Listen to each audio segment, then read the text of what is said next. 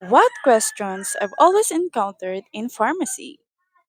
I've always encountered this question every day, guys. So, ito yon siya. Same po ba ang effect ng generic meds kaysa sa branded na medicine? And the answer is yes! But first, alam mo ba, ang bawat gamot ay may dalawang pangunahing components? Merong tinatawag na API or active pharmaceutical ingredients and the second one is excipients. Ano po ang tawag sa API or active pharmaceutical ingredients? Ito po ang isang pangunahing sangkap ng gamot na nagbibigay ng therapeutic effect or tinatawag na lunas sa sakit.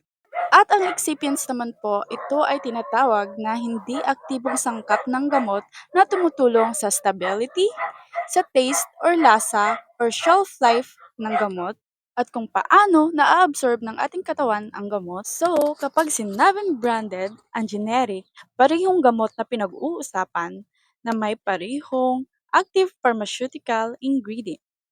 Kaya sa bisa at epekto ng gamot ay magkapareho. Gayunpaman, magkaiba sila pagdating sa excipients. Ito ang dahilan kung bakit mas hiyang sa ibang pasyente ang ibang brand kumpara sa iba. Lalo na kung may allergy or sensitivity ang ilang components. Ngunit sa kabuuan, hindi na nga hulugan na mas mahina o mas mabisa ang isa sa kanila. Ang malaking pagkakaiba sa kanila ay madalas makikita sa presyo, sa marketing, at sa packaging. So to be clear, ang branded at ang generic na gamot ay parehong mabisa basta aprobado at rehistrado ng FDA. So yun lang. Bye guys!